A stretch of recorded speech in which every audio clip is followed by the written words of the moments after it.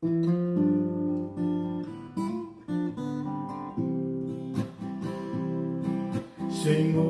TAUEMUA mamona polea e se fetua o pupula mai lunga ele maua o sona tupunga awa e whaingata ele pule ia o se tupu ana o lunga e si o ualofa walai lo tau mawha talai fualava ia o mai mama o Amerika sa whaalia iai iai o se whasamita whawhetai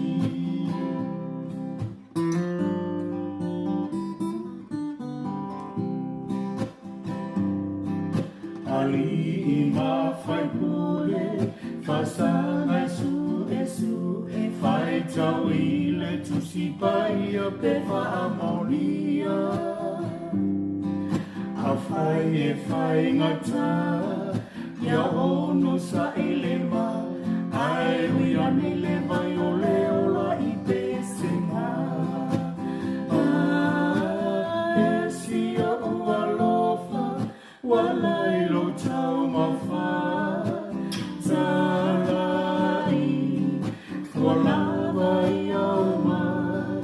mama o Amerika sa whaalia ia dai o se whasamita whawhetai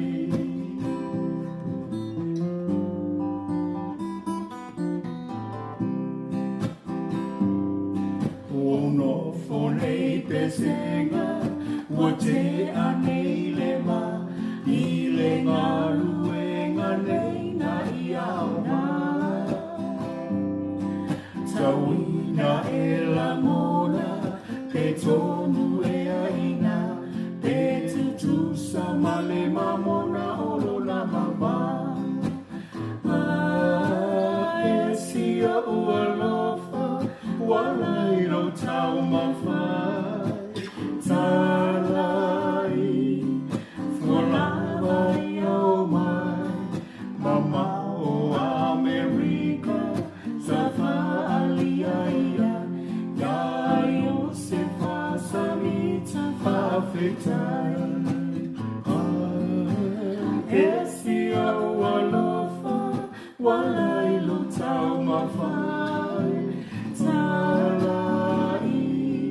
Fualava ia o mai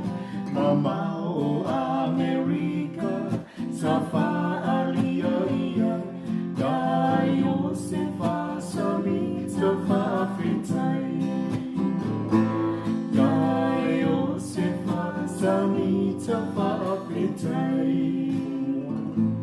Dai o se whasamita whawhetai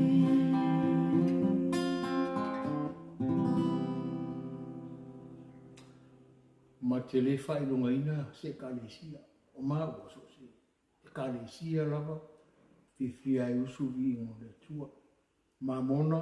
me tisi la mosa, aso fitu, Assemblies of God, Nasaleta, o sana, le arko inga alota. O mea maua, pi ileri. God bless you.